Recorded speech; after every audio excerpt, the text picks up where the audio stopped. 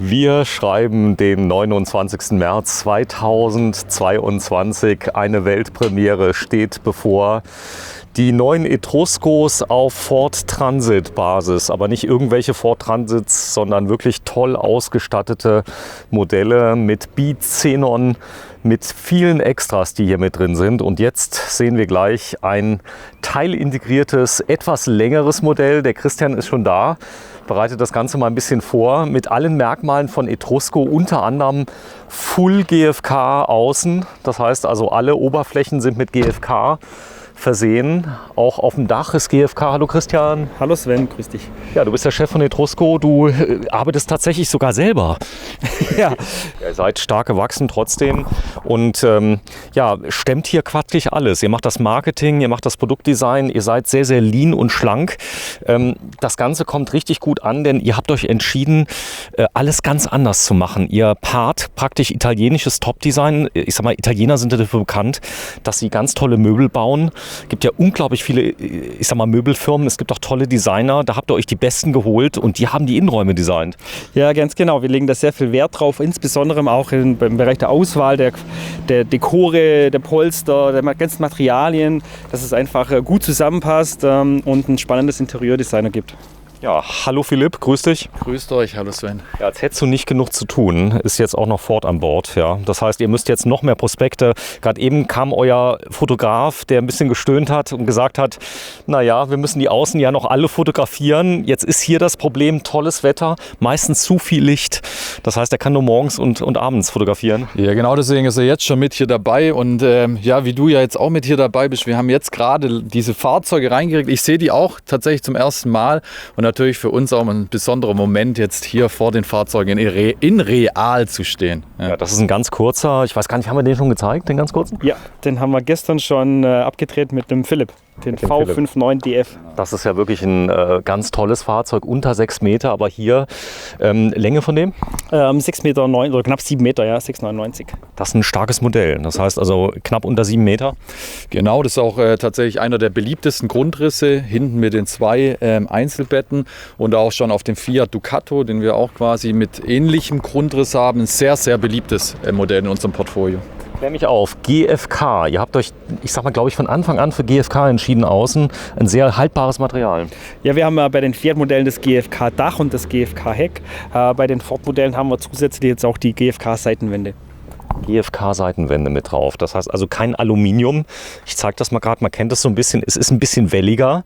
Das wird aber nur den Fachleuten was sagen, die jetzt hier drauf sind. Man sieht es, wenn man von vorne drauf ist, gar nicht. Aber das ist jetzt ein, sag mal, Qualitätsprädikat. Christian, wenn man hier drauf schaut, das ist GFK.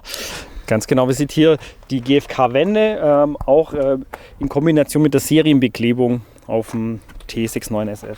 Ja, das ist ein Fahrzeug sehr günstig. Es geht los bei sage und schreibe 52.999 €. Das ist ein guter Preis. Ja, absolut. Da legen wir auch sehr viel Wert drauf, dass wir ein gutes Preis-Leistungs-Verhältnis haben, gepaart mit einem sehr schönen und modernen Design. Ja, das Fahrzeug selber, wir waren mal drin, automotives Design, kein LKW, der mit drin ist. Es macht den Leuten Spaß. Viele hatten noch keine Berührung mit Ford. Fiat sieht man ja überall, jetzt habt ihr beides. Ja, wir haben jetzt 2 etablierte Chassishersteller. Zum einen Fiat, aber auch der Ford, der ja doch schon sehr bekannt ist. Er ist sehr leise. Ist der Aufbau grundsätzlich ähnlich zu den Fiat-Modellen? Weil ich glaube, die Ford sind ein bisschen höher. Ist das bei den teilintegrierten auch so?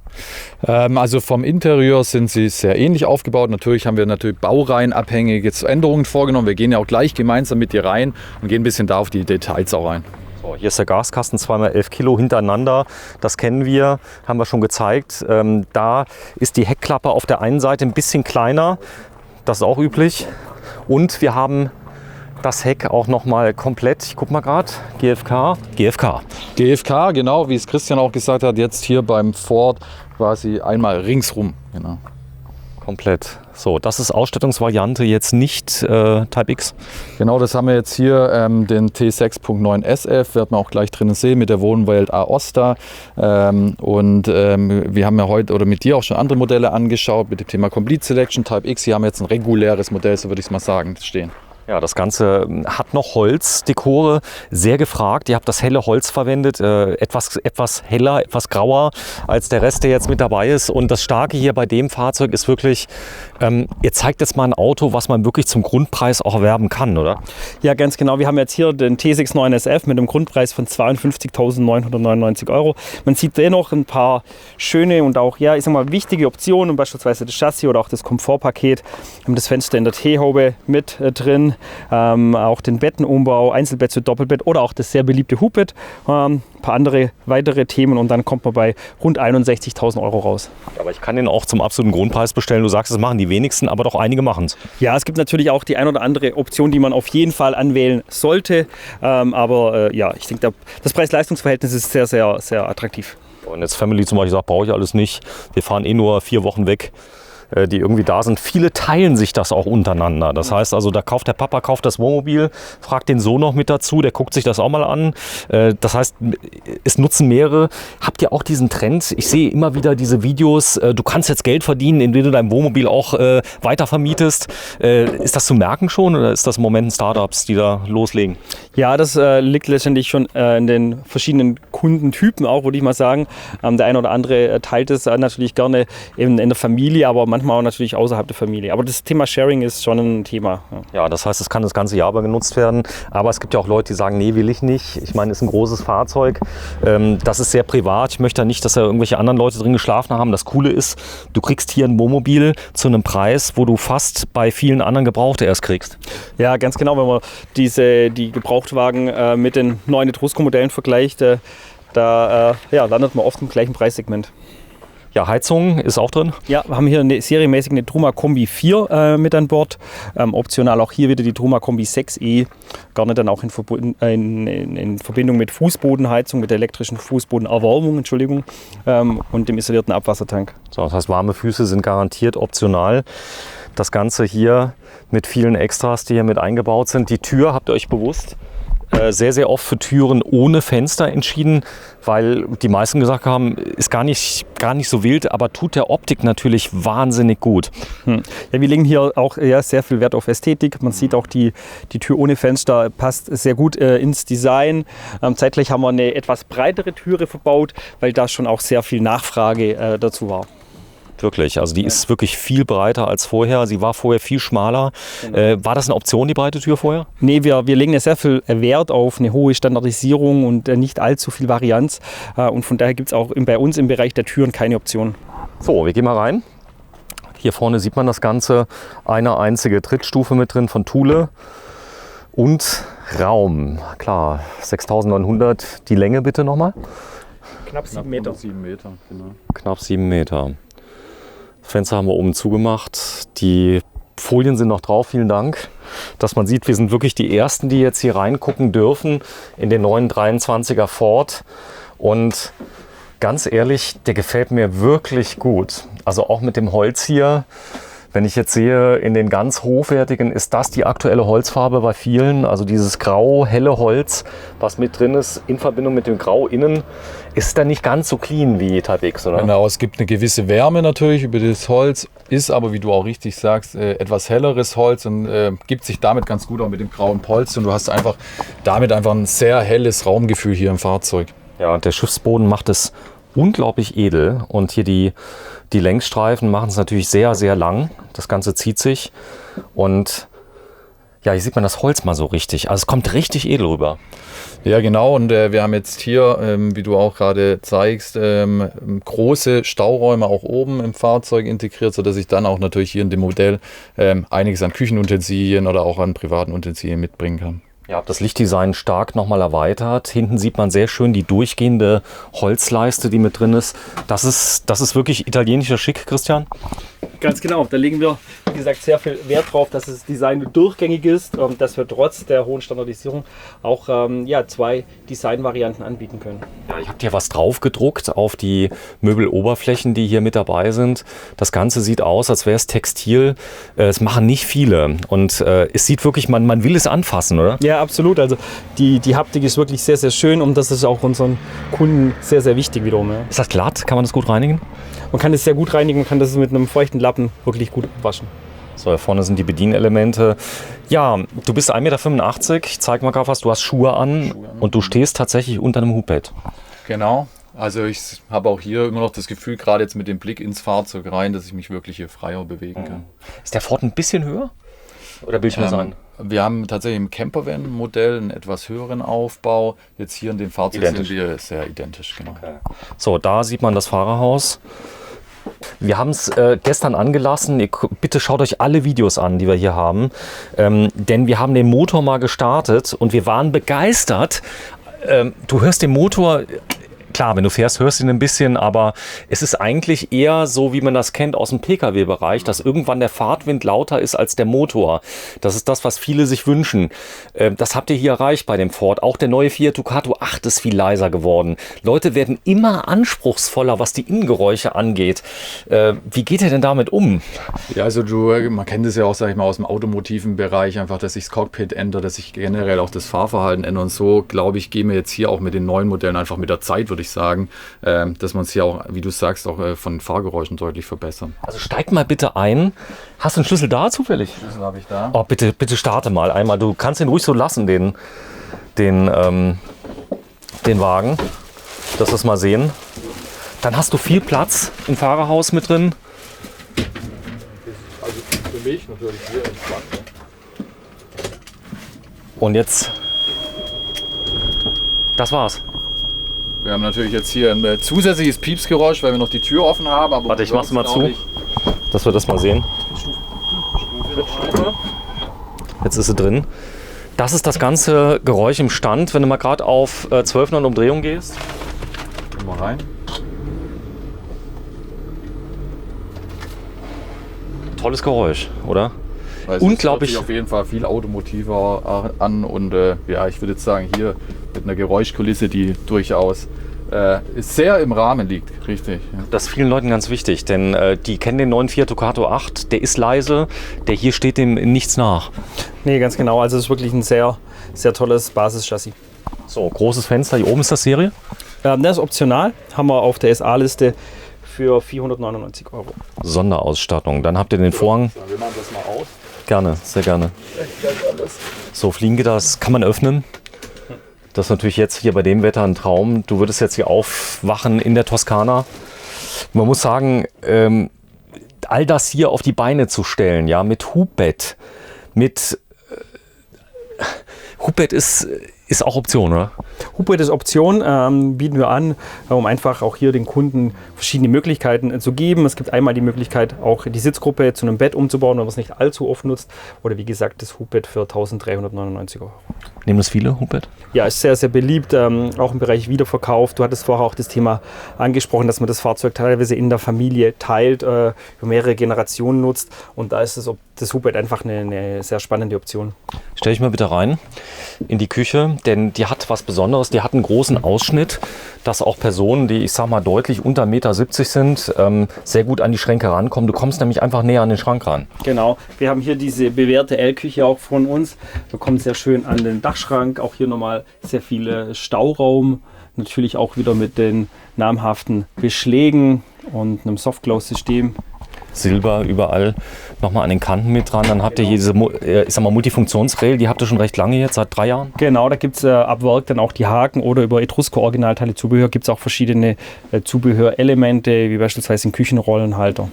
So, hier unten sieht man es, das ist so eine Alukante, so eine Brushed Edelstahl-Optik. Die befindet sich dann auch wieder hier im Dachschrank, wo wir einfach die Materialien dann immer wieder aufnehmen. So, bitte mal öffnen, das, genau, ist egal, Kochfeld oder Schrank.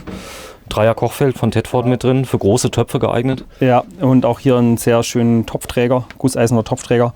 Auch ist sehr beliebt, kommt sehr gut an. Und genau, auch hier wiederum eine sehr schöne große Spüle, wo auch ein großer Pastatopf reinpasst.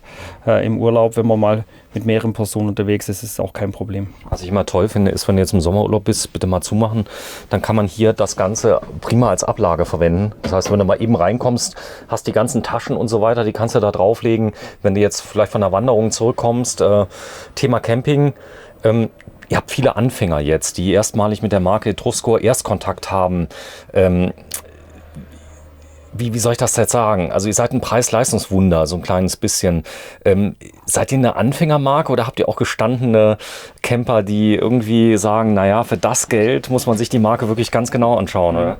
Aktuell finden wirklich sehr, sehr viele Kunden zu Etrusco. Zum einen die klassischen Einsteiger, die sich ganz neu mit dem Thema beschäftigen, aber auch Camper, die schon mehrere Fahrzeuge hatten, kommen gerne auf Etrusco zu, weil sie einfach mal auch ein alternatives Design haben und nicht dann das gleiche Design in Folge kaufen. Und natürlich gibt es auch die Etrusco-Kunden, die innerhalb Etrusco wechseln, vielleicht auf einem Campervan, von einem Campervan zu einem größeren Fahrzeug oder auch wiederum von einem Teilintegrierten auf einen Campervan. Also da gibt es auch die unterschiedlichsten Kundengruppen bei uns. So, bitte mal öffnen den Kühlschrank, denn das Design siehst du hier, der integriert sich perfekt mit der schwarzen Optik, die oben dran ist. Wir reden jetzt hier, ist das hier noch Einstiegssegment in der Hymer-Gruppe? Seid ihr Einstiegssegment? Die Frage ist, an was man ein Segment festmacht. Preis-Leistung ist bei uns, wie gesagt, im Fokus. Beim Design legen wir aber schon sehr viel Wert, dass wir auch ein hochwertiges und zeitgemäßes Design vor allem auch haben. Ihr macht es den Kollegen im eigenen Konzern nicht einfach. Das heißt, also die müssen sich ja ein bisschen an euch messen, was da ist. Die Varianz ist es, glaube ich. Ich glaube, du kriegst bei vielen Marken noch mehr Auswahl, andere Materialien, mehr Individualität. Aber ihr habt so die Bestseller immer genommen. Das ist so ein bisschen wie in den Charts, oder? Ihr seid die Top 10? Ja, nee, ganz genau. Man sieht ja auch hier jetzt wieder die Einzelbetten. Drunter sind die Leitern im Moment verstaut. Ja, das ist einfach der Klassiker. Hier insbesondere T69 SF, der vergleichbare Bruder 6900 SP auf Fiat war immer der Topseller. Deshalb haben wir uns auch bewusst für diesen Grundriss auf dem Ford entschieden. Ja, sieht man auch wirklich, ich habe ja nichts gespart. Das Thema Schlafen, auch in Italien ganz wichtig, überall auf der Welt. Bitte mal hochheben, dass man sieht, die Verarbeitung. Man sieht jetzt hier einfach die Leitern verstaut. Die baut das ein bisschen auf, ja. Das baut man auf, das nimmt man raus, so, das heißt, Holzlattenrost mit dabei, Einstiegsleiter. Vernünftige Matratze, eine schöne, solide Breite, Ablagen. Auch hier wieder dann an der Seite der Vorhang, wo man den Schlafbereich abtrennen kann zum Wohn- oder auch zum Essbereich. Ja. Der ist hier vorne drin. Ja, jetzt habt ihr was Besonderes gewählt. Das habe ich so selten gesehen. Die Tür geht in die andere Richtung auf. Kommt mir sehr entgegen. Denn zum Filmen ist das schon mal klasse. Und du hättest, wenn du es anders aufmachen würdest, weniger Funktionalität. Das heißt, du hast jetzt hier den ganzen Bereich. Ich zeige das mal gerade. Hier kann man richtig stehen und kann sich komplett umziehen. Du hast viel mehr Platz. Genau, also hast du, wie du es auch sagst, über den Eingang, über diese Seite einfach nochmal mehr Raum. Dann auch das Bad natürlich zu betreten oder auch wenn du rauskommst, einfach nicht so ein gedrängtes Gefühl. Ja, das Bad, ein Schwenkbad. Das ist nicht Spiegelverkehr, ist nur auf der anderen Seite, nehme ich an, oder? Ganz genau. Also wir haben ja die Variobäder in verschiedenen Grundrissen. Wir hatten ja gestern auch schon das ein oder andere Modell, wo es auf der rechten Seite war. Auf der linken Seite war, heute auf der rechten Seite. Aber als die Leute das erste Mal gesehen haben, die Schwenkbäder auf den Messen, die waren ja total überfordert, oder? Ja, tatsächlich das Schwenkbad muss man vielleicht auch kurz erklären, aber es ist eigentlich in einer Minute komplett erklärt und es ist absolut benutzerfreundlich und auf einem recht kompakten Raum, kompakten Maß hat man wirklich ein tolles Bad. Ja, du brauchst die Dusche ja nicht immer und deswegen kann man die einfach wegschwenken. Zeig mal bitte, Christian. Man nimmt einfach hier die Entriegelung, klappt das Waschbecken über die Toilette, hat dann wirklich sehr, sehr viel Platz, auch alles sauber abgedichtet. Hat auch oben nochmal zusätzlich auch die Möglichkeit, Kleidung zu hängen. Ihr habt auch Seitenablagen. Hier vorne, ich wasche mich tatsächlich mit Kernseife. Also seitdem ich das mache, hat meine Frau das sogar entdeckt und hat mich immer gewundert, es gab keine Seifenablagen bei vielen. Das habt ihr hiermit integriert. Das hier, das ist nochmal zum Schutz, dass auch ja nichts nass wird. Genau, man kann das auch hier dann nochmal abklappen und innen dann die Dusche komplett abtrennen. Ja, ihr baut das ja so oder so ähnlich schon ewig. Die Materialien mittlerweile vollkommen ausgereift. Das heißt also, wenn man das Ganze sieht, Kunststoff, das hält. Ja, das ist natürlich ein Top-Material für ein Badezimmer. Es ist dicht, es hält, es ist robust und auch in dem Weiß sehr schick. Ja, ihr spart nicht an Sikaflex, habe ich gehört.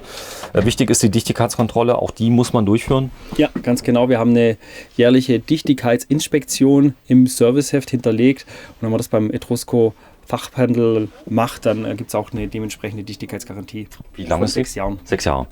Wenn nach 6 Jahren meistens nichts ist, man kann es danach ja auch freiwillig weitermachen. Das heißt, man kann also die jährliche Dichtigkeitskontrolle sollte man vielleicht sogar machen, aber irgendwann, wenn nach 10 Jahren nichts gekommen ist, dann sollte man vielleicht sicher sein, dass es vielleicht doch dicht ist, oder? Ja, die regelmäßige Wartung von so einem Fahrzeug, denke ich, ist obligatorisch. Man kümmert sich um das Fahrzeug und dann hat das auch eine lange Lebensdauer. Ja, viele gehen ja durch mit Messgeräten, schauen, wie ist, ich sag mal, der Feuchtigkeitsverlauf. Das ist nicht nur einfach mal reingucken, sondern das wird auch wirklich intensiv gemessen. Das ist schon ein bisschen Arbeit. Also weil viele sagen, ich nehme da nur die Pauschale und krieg's Auto wieder zurück. Ja, ist schon in Ordnung. Nein, ich sag mal, wenn dann was passiert, dann, ich sag mal, es passiert selten. Aber wenn es passiert, hat derjenige auch die Gewissheit, dass ihr dafür haftet binnen 6 Jahren. Ja, ganz genau. Also die Inspektion, denke ich, macht aus meiner Sicht Sinn beim Fachhandel. Sie ist einmal im Serviceheft hinterlegt, aber dann natürlich auch digital bei uns. So, bitte einmal den Schrank öffnen, das ist ja ganz wichtig. Wir haben ein kompaktes Fahrzeug, trotzdem viele Schränke. Ja, genau, du sagst es, wir haben hier jeglichen Platz gut ausgenutzt nochmal, dass man auch entsprechend hier auch in dem Reisemobil, mit dem ich mit mehreren Personen reisen kann, genügend Stauraum habe, auch wirklich alles zu verpacken. Ja, das Ganze nochmal auf der rechten Seite, riesen Heckgarage mit drin. Die haben wir uns ja eben kurz angeschaut. Wichtig ist für teure E-Bikes, hier nochmal für hängende Sachen sind sie mit drin. Trotzdem, die Profis nehmen immer weniger mit. Für die sind so viele Stauräume schon fast zu viel. Für die Profis wohlgemerkt, ja. Aber ich sag mal, viele haben ja auch Kinder mit dabei. Da hat man viel Dinge, die einfach nur Platz wegnehmen und gar nicht so schwer sind. Die kann man dann zum Beispiel hier oben verstauen. Die meisten machen so ihre Erfahrungen nach dem 2., 3. Camping? Ja, ich denke, man muss nicht alle Staufächer auch ganz final legen, ausnutzen. Aber es ist wichtig, dass man ausreichend Stauraum hat, um sich einfach auch gut organisieren zu können. So, Hubert, lieber. Ich gehe mal vielleicht raus, dass ihr es entspannt runterziehen kann, oder? Ja, bitte. Warte mal, ich gehe mal einen Schritt vor. Ich gehe vor. Also wir haben hier ein manuelles Hubert, wie gesagt, optional für 1.399 Euro. 13,99. 13,99. So, ist das schwer runterzumachen? Nee, wir haben das hinterlegt auch mit Gasfedern. Also man kann es auch mit einer Hand, ich kann es auch gerne nochmal machen. Wir haben hier drunter ein Tellerfedersystem, also auch sehr komfortabel. Natürlich auch die Schutznetze, die man dann oben befestigen kann, damit auch hier nichts passiert. So, du bist jetzt da hinten. Das ist ein großes Bett. Es ist eigentlich anders wie hinten. Es ist riesig, also ein echtes 4-Personen-Auto. Also vom Platz, wie du siehst, jetzt mit dem Hubbett natürlich hier vorne raus hast du einfach die Flexibilität, nochmal mehr Personen mitzunehmen und auch mit entsprechender Liegefläche natürlich hier vorne mit dem Hubbett tatsächlich gesamthaft der 4 Personen hier auch entspannt unterzubringen. Es gibt den Notausgang immer noch, der ist unversperrt. Man kann jederzeit durch. Du hast jetzt wirklich mit einem Finger, mach's bitte nochmal. Es ist wirklich, du brauchst keinen Motor, oder? Ja. Du bist Linkshänder? Ich bin Linkshänder. Wie mein Sohn. So, bitte nochmal hoch. Dennoch schaffe ich es mit der rechten. Mach nochmal einmal. Damit sagen. Du hast nicht geholfen, nee. Cool. Easy. Wenn die Auflagen drauf ist, geht es sogar noch ein bisschen einfacher. Man kann ein bisschen was liegen lassen. Ein kleines bisschen. Ja, man muss natürlich aufpassen, auch mit der Dachluke, dass es hier keine Kollision gibt. Aber ja, minimal kann man sicherlich was liegen lassen. Bitte an der Dachluke weglassen. Denn das Schlimmste ist, wenn da was drin ist, sie ist geöffnet, dann kann sich, wenn es heiß ist, der Kunststoff verformen. Das ist mir passiert. Und dann ist zumindest mal der Rahmen kaputt. Aber ansonsten ein Schlafsack, also wenn es flach ist oder ich sag mal ein leichtes Plümo, das kann man drauflassen, oder? Ja, genau. Super. Ja, mach mal hoch bitte. Ford. Die Presse läuft langsam ein. Was da ist, ihr habt es ja angekündigt, dass Ford kommen wird. Trotzdem, was sind die meisten Fragen, die gestellt werden von der Presse? Jetzt schon? Ja, wann die Fahrzeuge verfügbar sind natürlich und welche Modelle letztendlich auch final am Markt erscheinen werden. Ne? Ja, Philipp, wenn du mal so nett bist, dreh noch mal kurz den Sitz zurück. Dann zeige ich mal was Besonderes. Er hat es nämlich eben beim Zurückdrehen. Das ist die Erweiterung, die wird mitgeliefert. Genau, das ist die Tischerweiterung. Kann man einbauen, insbesondere wenn man dann vielleicht auch mit 4 Personen unterwegs ist. Wollte ich auch noch erwähnen, bei dem Grundriss gibt es auch die Möglichkeit zu 5 zu reisen. Es gibt hier die Option mit einem 5. Sitzplatz. Da gibt es einen Stecksitz in der Seitensitzbank und zusätzlich zum Hubbett gibt es auch noch die Möglichkeit, die Sitzgruppe umzubauen. Tatsächlich kann man dann auch mit 5 Personen reisen, essen und schlafen. Toll. Also so sieht es aus. Das hier ist die Möglichkeit, man kann aus dem Aus der Sitzgruppe nochmal ein Bett machen? Ganz genau, ja. Man senkt den Tisch ab, baut dann hier nochmal ein Bett. Unterm Hubbett hat dann sozusagen ein großes Stockbett. Ja. So, und das Ganze für einen Grundpreis von 52.999 €. Und wenn ich einen Tausender drauflege, habe ich die große Maschine. Nochmal 2.000 drauf habe ich die Automatik mit drin. Das Fahrzeug liefert ja schon einiges. Die Fahrerhaus-Klimaanlage, die ist mit dabei. Ja, genau. Und wir sehen auch hier dann noch Chassis- und Komfortpakete. Das sind schon sehr beliebte Optionen. Und auch hier empfehlen wir zumindest immer die Complete Selection auch in Betracht zu ziehen. Da sind dann auch nochmal weitere Designelemente drin. Und das ist schon ein sehr, sehr stimmiges Paket. Das ist aber jetzt nicht nur ein Lockvogelpreis, die 53. Also wenn jemand das haben möchte, kriegt das für 53. Dazu kommt allerdings noch die Überführung. Das muss man fairerweise sagen. Es gibt tatsächlich aber auch noch Pflichtoptionen. Das muss man auch ansprechen, das ist ganz transparent. Aber ja, man bekommt ein Fahrzeug für deutlich unter 60.000 €. Deutlich. Deutlich, ja. So, das ist wichtig. Ja, wir sind ja hier beim Hersteller. Was der Händler letztendlich realisiert, das ist eine unverbindliche Preisempfehlung von euch am Markt. Aber die Preise sind sehr stabil, hat auch ein bisschen was damit zu tun, dass das Preis-Leistungs-Verhältnis wirklich, optimal ist. Habt ihr genug Fahrzeuge im Markt oder könnten es noch mehr sein? Ja, wir sind sehr zuversichtlich, dass wir jetzt in den kommenden Wochen und Monaten auch die neuen Ford-Produkte ausliefern können. Ich hoffe, es kommt hier nichts Größeres dazwischen nochmal. Aber ja, also wir können hoffentlich viele Kunden glücklich machen. Ihr habt einige auf Lager. Es kommen jetzt auf jeden Fall die ersten Produkte, gehen April in den Handel und auch da, wie Christian sagt, glaube ich einfach, dass wir da die aktuelle Liefersituation deutlich auch nochmal verbessern können. Ja, Philipp, du machst das Marketing schon easy, was man dir da vorgestellt hat. Also das kann man vermarkten. Ja, es sind sehr schöne Produkte und es ist einfach jetzt auch toll, wie auch gesagt, die jetzt hier live auch zu sehen. Ja, ja, und zu hören, als wir den Mann gemacht haben. Genau. So, komm, wir gehen mal raus.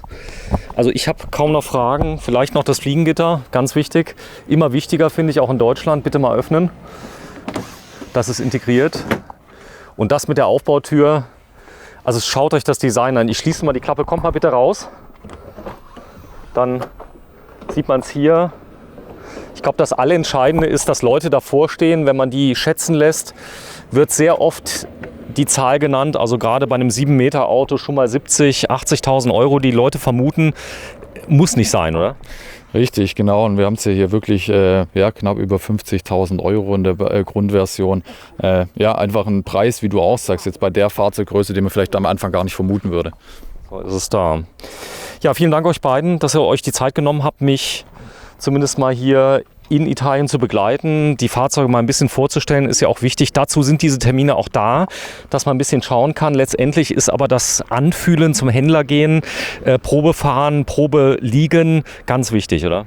Ja, ist ganz wichtig. Man kauft letztendlich eine Mischung aus einem PKW und einer Eigentumswohnung. Da ist das Thema vor Ort anschauen, auch die Beratung und die individuellen Fragen direkt an die Handelspartner zu stellen, extrem wichtig.